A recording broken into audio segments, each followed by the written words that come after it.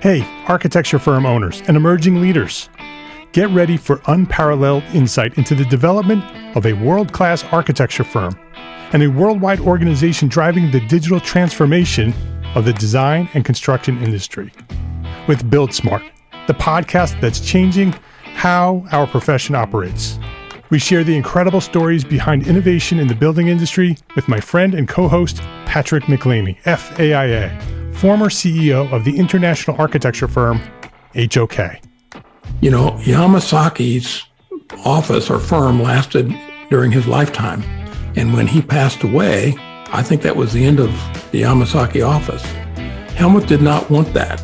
He wanted a firm that would live out and grow beyond the founders. In Season 1, discover the untold stories behind HOK's meteoric rise, from 150 employees in St. Louis to a powerhouse with over 1,900 staff members and 27 offices worldwide. You know, they weren't as polite as the Kojima people. That was just boom. And anytime you have a creditor, whether it's Kojima or the bank, that wants their money, unless you can raise money someplace else, you are out of business. Bankrupt. And hold on tight for Season 2, where Patrick takes us on a new adventure as chairman of Building Smart International, shaping the future of digital transformation in the design, construction, and operation of built assets. Ian Howell, Ken Harold, and I, Ken was my technical representative from HOK. The three of us took a tour of Europe of 5 cities in 5 days. Very busy time. Simply follow the link in the show notes to subscribe to Build Smart now and uncover lessons that will transform you and your architecture firm.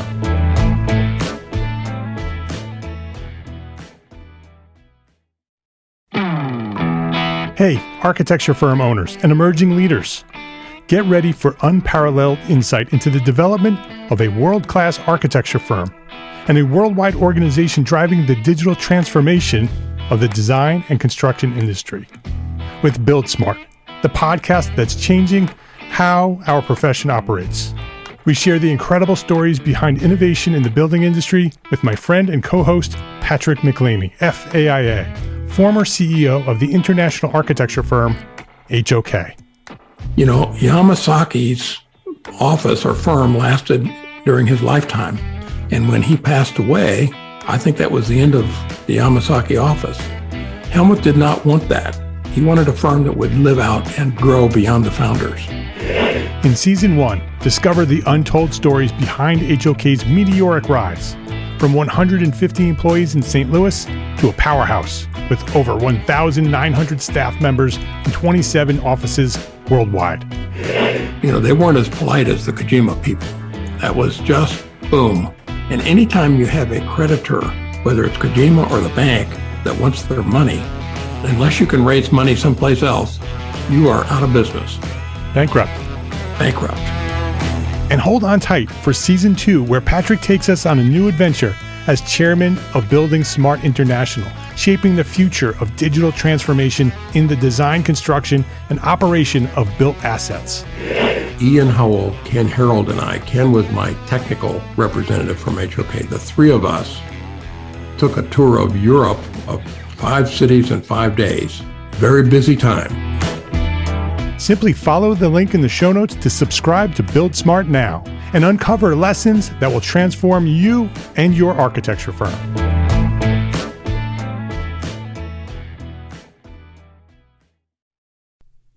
ArchiCAD is the official BIM software of the EntreArchitect community. ArchiCAD BIM software enables design, collaboration, visualization, and project delivery no matter the project size or complexity. With flexible licensing options and a dedicated support team to guide us along the way, ArchiCAD is an ideal choice for firms and projects of any size.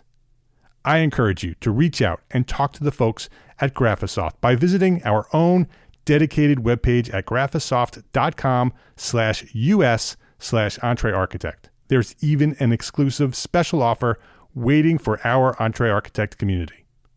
Go now to graphisoft.com/us/EntreArchitect and see how Graphisoft is positioned to help make your architecture firm a success. That's graphisoft.com/us/EntreArchitect. entrearchitect.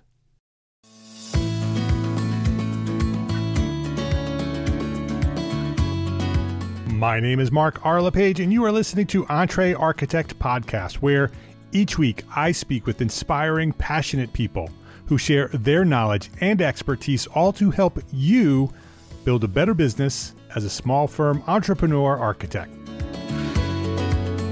Mario Novas, welcome to Entre Architect Podcast. Good to be here. Thank you for having me. KLIWADENKO Novas is an audiovisual production company with a focus on contemporary architecture, urban planning, and its relationship with society. Their work has been exhibited at architecture film festivals such as New York, Rotterdam, Venice, New Zealand, and at biennials such as Switzerland and Seoul. Katerina Kliwadenko, a Chilean journalist, together with Mario Novas, a Spanish architect, they're the people behind these works. Commissioned by Shelter, the online streaming service dedicated to architecture films, Katerina and Mario's 2022 release, Mexity, explores the contemporary architecture in Mexico through design, activism, public investment, local ecosystems, and it features the architects creating the next generation of Mexican contemporary architecture. So I want to learn more, Mario, about your films and about your film production studio. But before we do that, you're an architect. I want to learn more about you. I want to hear your story. I want you to go back as far as you want to go. Tell us about when you discovered architecture and what inspired you to become an architect. I was raised in Switzerland. And if you ask me now, as you are doing, I think it's all this kind of graphic design in Switzerland, which I was really related to since the things in school or what you see at the streets, it was kind of nice, squared, two colors. So I feel comfortable within this kind of aesthetic. And when I was drawing at home, I liked, since I was more or less 6 or 7 years old, to draw with a measurement thing tool, straight edge. To make straight lines. Yes. And if you see a kid making this, it's usually the parents start to say, he wants to be an architect. And I think maybe this stick to my head. And when I end my studies in school, I knew I was going to study architecture. I was a little bit between architecture and I have also a lot of I like mathematics. I like it a lot. Now, not so much, but at this time, I like it. But I didn't thought as a mathematician what my future would be. So I went to architecture and I studied architecture in the Canary Island. And this is something that I found really kind of a cornerstone in my path, because the Canary Island is really something in the middle between Europe and Latin America. And not only geographically, but also in terms of development, because the Canary Islands, they experienced a huge development since Christopher Columbus was traveling to South America. And then it was almost forgotten for 200 or 300 years. Wow. So the cities are not especially nice, but the kind of atmosphere you feel in the cities, the kind of relation you have with other people, it's more linked to the Latin America countries. And there's an architecture school there? Yes, there is an architecture school, and it's also, you are studying in Europe, but you are not in the middle of a huge European city. So you can learn through Renaissance by looking around, because there are a few examples, and most of the examples, they arrived 200 years later. So it was kind of a experience in school. Although the school, the system, it was like many other schools. Many others in the world. It doesn't change so much. But the surroundings was quite different, and this made me enjoy something else than just architecture. So you grew up in Switzerland. You're Spanish, right? Your origins are Spanish. So how did you go from Spain to Switzerland? because in the 60s, as you know, well, maybe you don't know it, you don't have to know it for sure, but the civil war in Spain in the 30s till the 50s, 60s, all the immigration from Spain went to South America.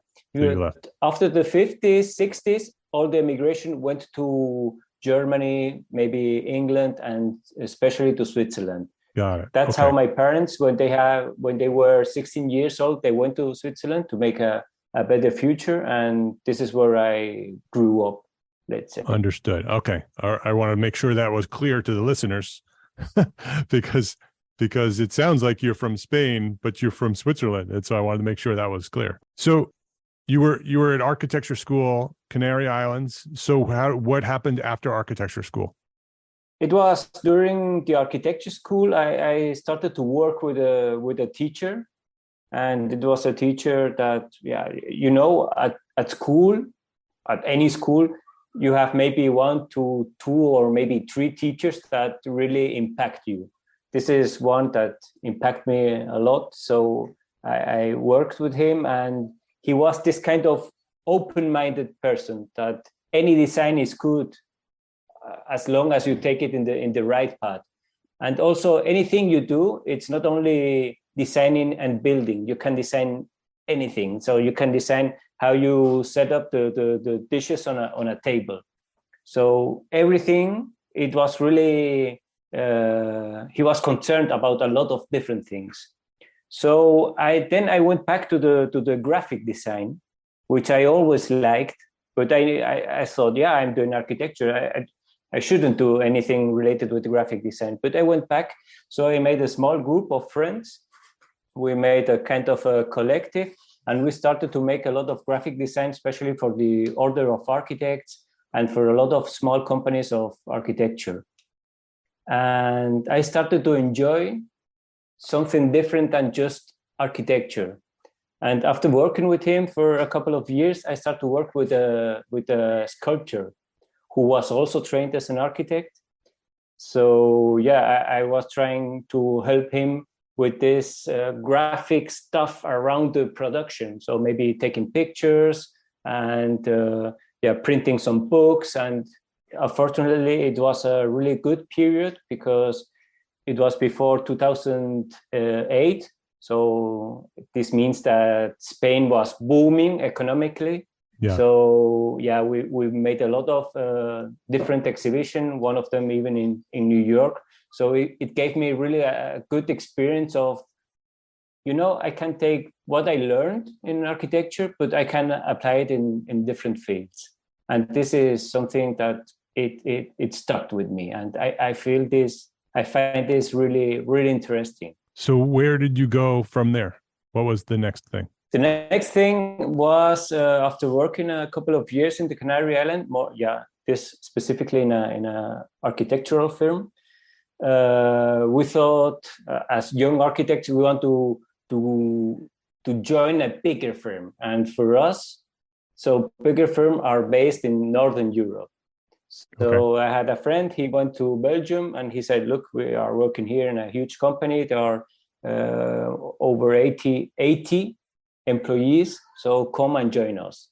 So I went to Belgium, to Antwerp. I stayed there for 3 years, but it was really not my lifestyle. So I wasn't used anymore to the cold, to the winter, to this kind of colder relation between people. I was really used to the what I think it's the Canary way of living. So more outside your house, more linked to the people, talking to them directly. So from there, I decided to go to Chile. Why Chile? Because another friend of mine in this office was a Chilean. So we were kind of a small group. And Chile at this time, it was the initial time of Alejandro Aravena. We was getting to, he was really known, and also some kind of really small projects from an architectural school, which is Talca, which is a really small city, 300 kilometers southern Santiago. So they were printed in the media. So I was really oh, what are you doing there? This is so nice. And I always thought that Chile would be like Canary Island, but even more extreme.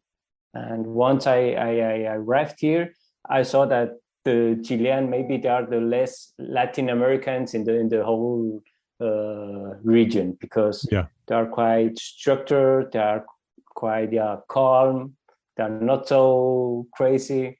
But yeah, I found here my wife, and I stay here. Let's say, let's make it short. I stay here. Katerina is your wife, and your partner at the production studio. How did you meet, and what's that story? How did you start the production company?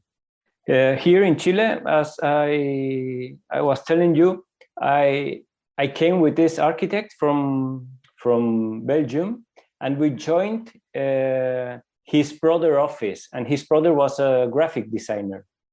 So we thought, yeah, it's maybe the moment that we can join and articulate graphic design and architecture, because somehow we feel it's linked. But then at the end of the day, you see, there is nothing that is linked, because all their clients from the graphic design didn't went to the architectural part.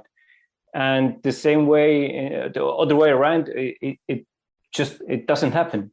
So, but at this time, design was something more than just graphic design. And his brother, he spent 1 hour every week explaining us which are the new disciplines related to design, such as the design thinking, and especially the service design. And we felt really interested about service design.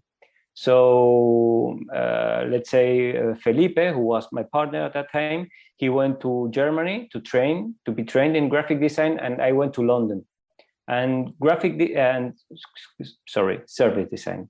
So I was trained in London for service design, and service design, for people who maybe don't know about it, it's a kind of a holistic way of designing, putting the person in the center of it. So you are thinking all the kind of touching points, the kind of stakeholders, but always linked to the person. And it was such a nice approach, because you can apply it to anything, even if it's an interior design, even if you are designing a method or a procedure. So this was where I was working for almost 4 years. And Katerina, she was a journalist. But, at the end of the day, we arrived at our place. And how was your day? Yeah, it was good. I answered maybe 20 to 30 mails. I went to meetings. I came back. And she was exactly the same thing. So it was our time. We said, we stay with this, and we start to buy a house, to raise kids, and so on. Or maybe it's our last chance to make something different and maybe a little bit crazy. So we went for this option.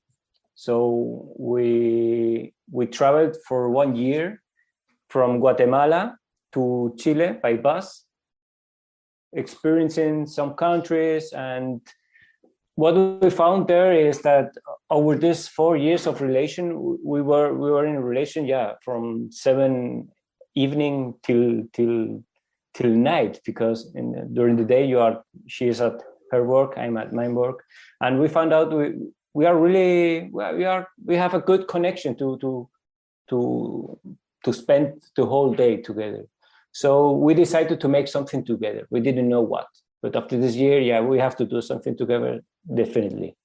So we went to Spain, because we thought, maybe in Spain, kind of inspiration will come to us.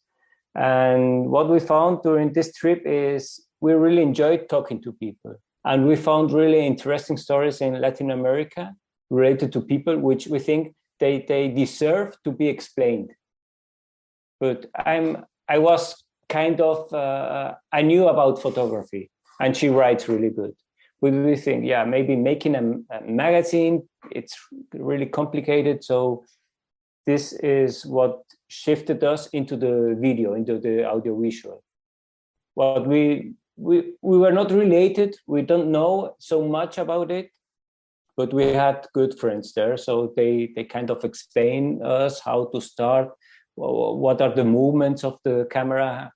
But in terms of creating a story, we were more related to creating a story, she and me. And this is how we ended up with this audiovisual part. But yeah, we have to make a living out of it. So we can't ask for, give me a job if I didn't make anything. So we did by ourselves a small series of 10 different kind of creative processes based on people in Barcelona, each of them related to something quite different. So it could be somebody making shoes, somebody teaching creative processes in the university, a designer, and so on. And from this point on, Actar, which is a publisher house, really a big publishing house, was launching Urban Next, which is an internet platform related with architecture and cities. And they said, yeah, what you are doing with this kind of creative processes, we want you to do it within architecture. So we had the responsibility of creating what is going on in the Latin American scene in architecture nowadays. And not only from the architectural point of view, but also from the civic society. So not only architects are making cities. So there are a lot of different forces that are creating cities. So we went back to Latin America. We made another huge trip with a lot of interviews. And I'm sorry, I'm making this answer a little bit longer, but we will go to the It's point. Perfect. You're telling the whole story. You're answering the questions before I ask them. So that's good. When we went back, we make all this editing of interviews, and they were on the platform, and yeah, it was really nice. But at the same time, friends of us, they were doing the same in Africa, and another one, he was doing the same in North America. So we were sharing, like, look, this architect, he is so nice. You have to listen to this interview. So I was telling them this. They were telling me the same, but I never listened to any interview of Africa or Northern America, because I felt it was kind of boring for me going to a platform and then play a video where I just see a talking head. I didn't do it. At the end, I didn't do it, and I'm sure they were really nice. And it was funny because they didn't do it with the ones I recommended. And then we thought, yeah, we are missing the point, because what we found after my 4 years in Chile, where I was not so related to architecture, and I came back, we did this travel together with Kate for Urban Next. We found such amazing buildings, and it was not just the buildings that were amazing, because yeah, maybe you won't feel it the same way as me, but the stories behind the buildings, they were really amazing, because this region they have a lack of rules. There is also mainly a lack of budget. So it's a field for innovation. So you don't have to ask so many permissions.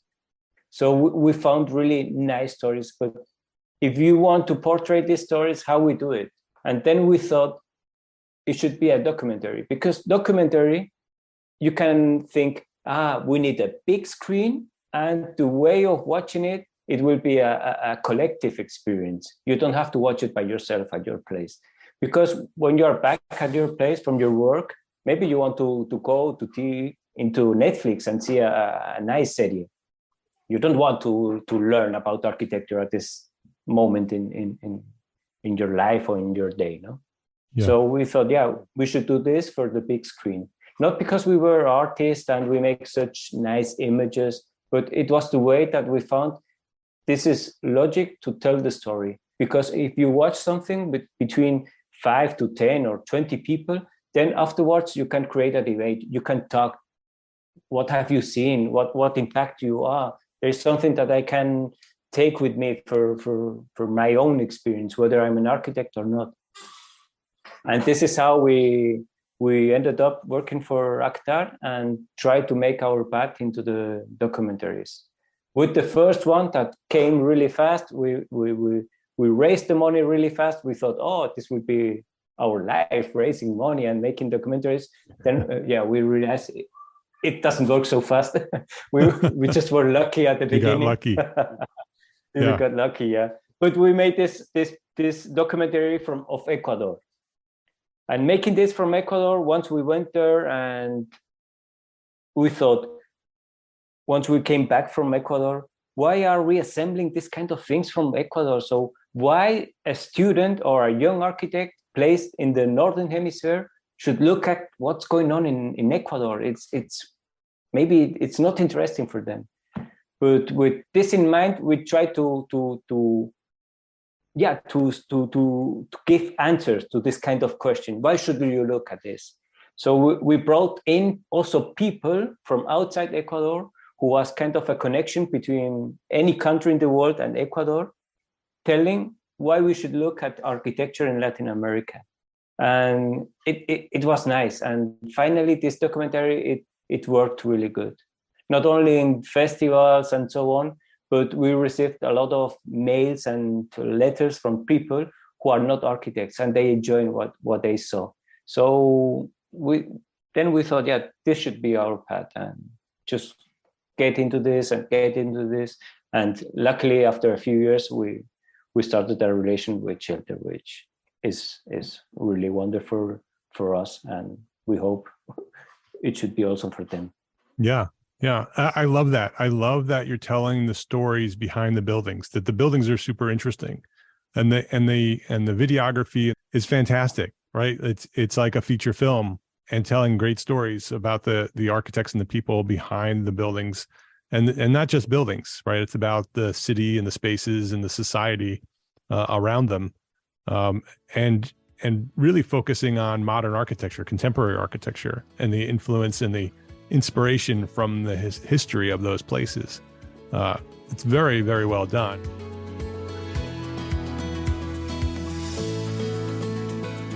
Let's take a quick break to say thank you to our sponsors for their support of this episode.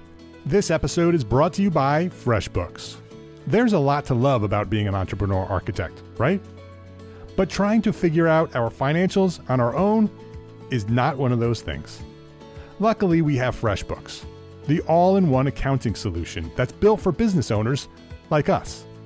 FreshBooks takes all the not-so-fun parts of running a business, from building and tracking invoices, to managing online payments, to organizing expenses, and automates them with features like the digital bills and receipt scanner, saving you up to 11 hours a week in the process. It's also super easy to get up and running. And the award-winning FreshBooks support team, they are always available to answer any questions along the way. Compare that to some of the other financial management tools out there. Try FreshBooks for free for 30 days, no credit card required. Go to freshbooks.com/architect to get started today. That's freshbooks.com/architect. So what will you do with 11 more hours each week? This episode is brought to you by arcat.com. We all have that one story, that one project that had such a unique situation that it required a solution that you had rarely considered before. We share these stories in private professional circles with our friends and our colleagues, but there has never been a collection of these stories of conflict and triumph all in one place until now. Detailed is a podcast series that features architects, engineers, builders, and manufacturers who share their insights and expertise as they highlight some of the most complex, interesting, and oddball building conditions that they have ever encountered, and the ingenuity it took to solve them. Join host Charisse Lakeside, aka CSI Kraken, a senior specifications writer at RDH Building Science, as she uncovers lessons learned to help you navigate similar challenges that may arise in your next project. Detailed, an original podcast by ArtCat. Listen and subscribe right now at arcat.com/podcast. That's arcat.com/podcast. arcat.com/podcast. Detailed. Every building has a story. Please visit our sponsors today and thank them. Thank them for supporting you the Entre Architect community. How did you end up with your work for Mexity at Shelter? How did you make that connection with Shelter? Because they bought us the rights from this first documentary in Ecuador. Oh, and okay. talking to them, they said, we really want you to make something in Latin America. What can you do? But it was in the middle of the pandemic. We couldn't travel to another country, so we made a series of architecture in Chile. And the most special thing for me that Chile has is the difference of landscape. So we have this huge desert in the north till Patagonia and the ice in the south. So we said, yeah, just pick one building in each scenario. And there are so few people living in Chile. So we picked buildings without almost any neighborhood. So it was really the building in the middle of a huge landscape, which gave us a nice storytelling about why they choose these materials. And if the materials are not just from 5 meters from the building, from the construction site, how they brought the materials, because this is another problem. Maybe you have to cross a river and so on. And this is what we did in Chile. So apparently the series went well in terms of audience, although it was kind of a smaller episode. It was 10 to 15 minutes episode, and it was one project each episode.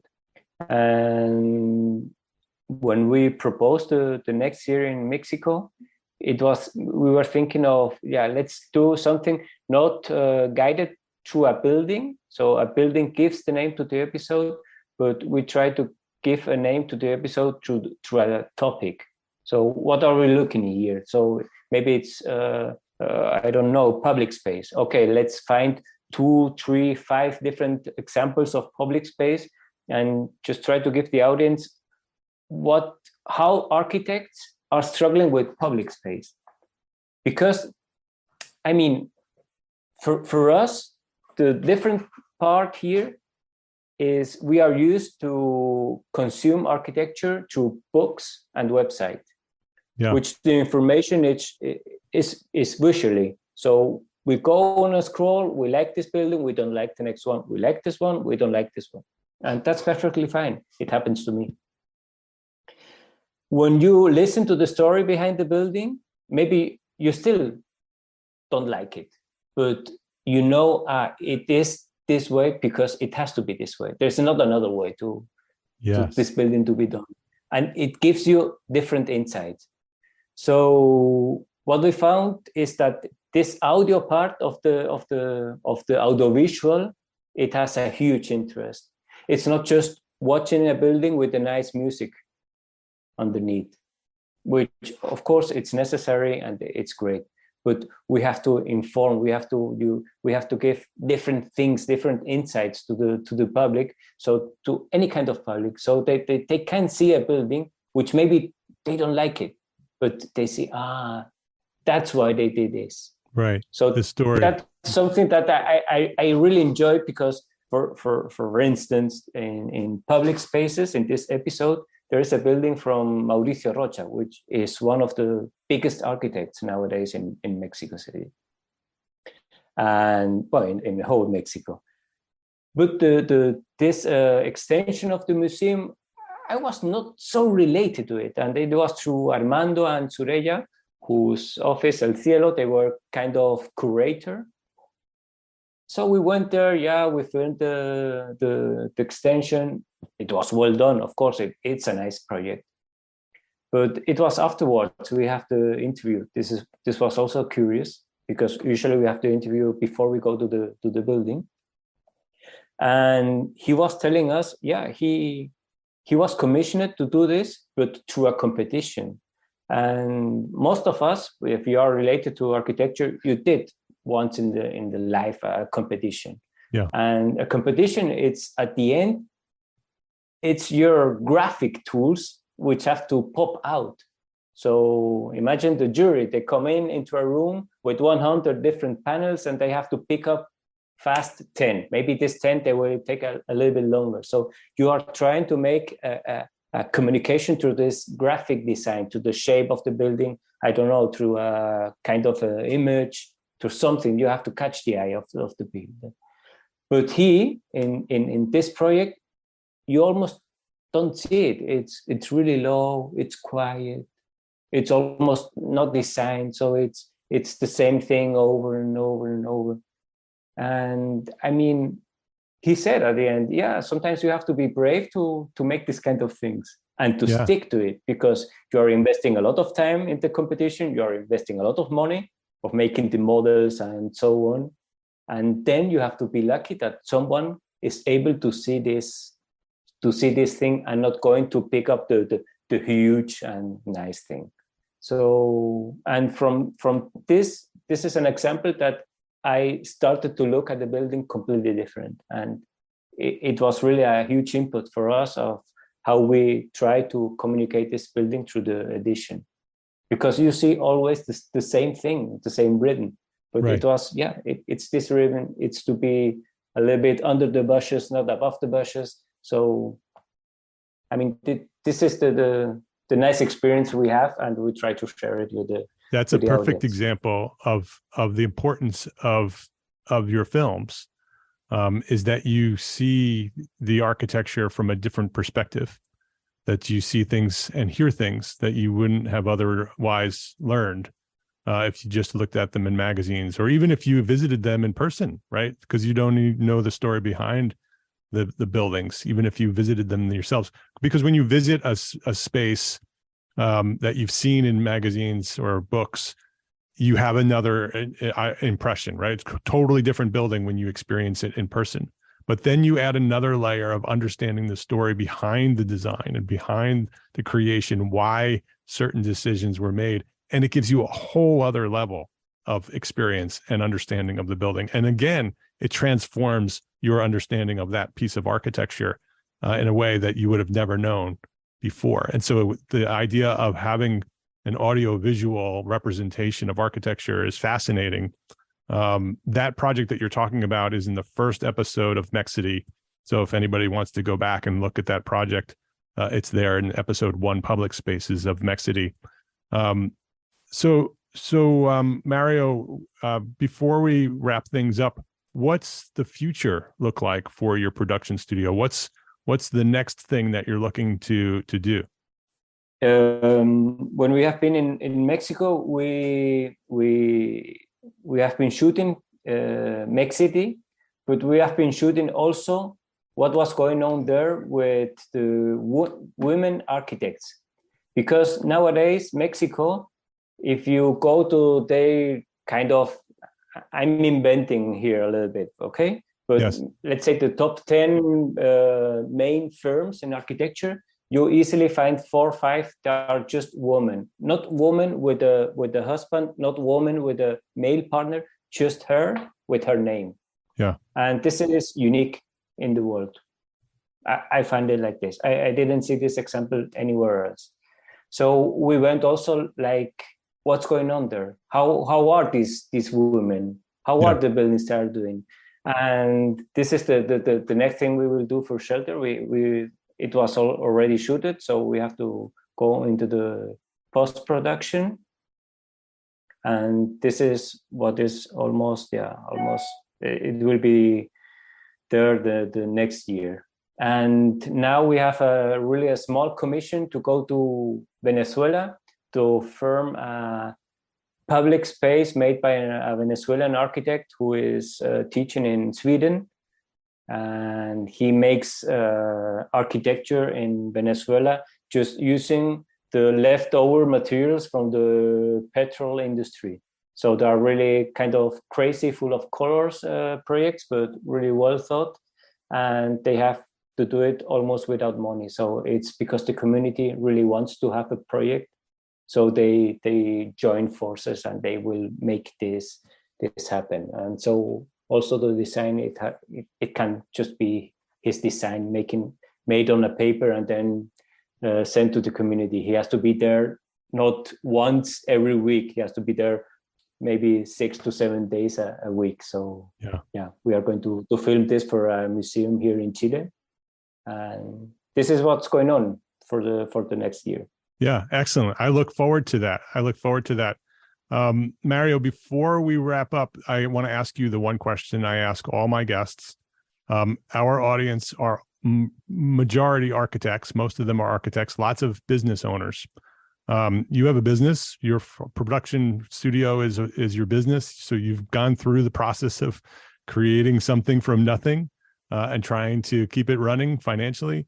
What would you say is one thing that a small firm architect can do today to build a better business for tomorrow? That's a tough question. What worked for us is to be, you have to stick to an idea that has made sense to you outside the business model. Because afterwards, you have to think about the business model and you have to make it sustainable, of course. Right. But you have to stick to an idea. And this idea, maybe it can work at the beginning as it did for us at Ecuador, but then for almost 1.5 years, 2 years, it was really not working. It was not working. We started to shift ideas, till at the end we said, no, this is our focus. This is where we are. This is what we do. We don't want to be like any other. And this is how we are still working on trying to find our language of expressing, our language of doing things, and especially also our language on the relation with our clients. I mean, if they ask us, I want to make a video, how much does it cost? So you have to have an answer and you have to explain how much does it cost, like this or like this other thing. And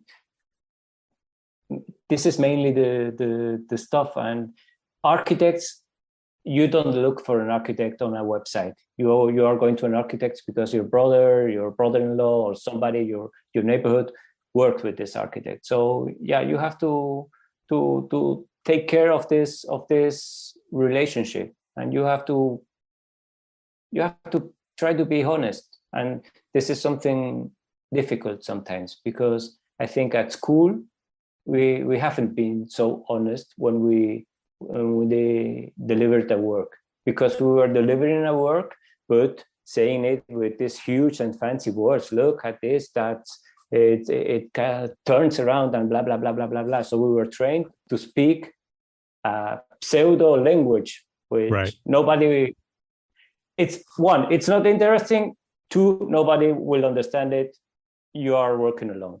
So I mean, it's the time to be outside, to get relation with people and try to make the best. Even if they're asking you to reform a toilet, make the best toilet you can have, can make. Very, very good advice. The idea of knowing your own story, right? Of understanding what your story is, and then being able to tell that story to the world, right? Through your language and through your business interactions. Which is really building your brand. It's really about understanding what your brand is, what your story is, what your language is, and then being consistent with that, doing that over and over and over again. Great advice. Mario, your website is KLIWADENKONOVAS.com. You can find out information all about all of the work that you've done. There's a whole catalog there, archives of all the work. There's information about Mexity there as well. Katerina Kliwadenko is your wife and your partner. Together, you are Kliwadenko Novas Productions. You can learn more. You can actually watch the series Mexity on Shelter at shelter.stream. So you can go there, sign up, and watch all of the episodes of Mexity and lots more there. So I highly recommend you go check out Shelter at shelter.stream. Mario, thank you for the work that you're doing. You're sharing stories about architecture in places that many of us are not familiar with and don't know much about. And it's fascinating to watch and listen to the stories that you're telling, and seeing these projects and this architecture from a completely different perspective is fascinating. So I appreciate the work that you're doing, and I thank you for coming by here today and sharing your knowledge and your story at Entre Architect Podcast. Thanks to you for your time and having me here. I'm really excited to talk about what we are doing, or what we are trying to do, because sometimes we succeed, sometimes we don't succeed so much, but we are still pushing it. Well, I'm glad you're doing it. If you liked this episode of Entre Architect Podcast, please share a rating, write a review, share a link with a friend. That's how Entre Architect has grown to serve thousands of architects just like you. Please share a rating, write a review, share a link to this episode with a friend. I'd appreciate it. Links to all our sponsors and all the resources we discussed today are available at the show notes for this episode, found at entrearchitect.com/podcast. Entre Architect is a member of the Gable Media Podcast Network. It's the network dedicated to architects, engineers, and construction pros. Listen and subscribe to all the shows at Gable Media at gablemedia.com. That's GABL media.com. Go check it out. We have, I think, 13 podcasts over there now. gablemedia.com. And before we wrap up, a special thank you to our partners at Graphisoft for helping our community of architects make the transition to BIM with ArchiCAD software. Go now to graphisoft.com/US/EntreArchitect and see how Graphisoft is positioning to help make your architecture firm a success. Visit graphisoft.com/US/EntreArchitect to learn more. Thank you very much for listening to this episode of Entre Architect Podcast. My name is Mark R. LePage. Love, learn, and go share what you know.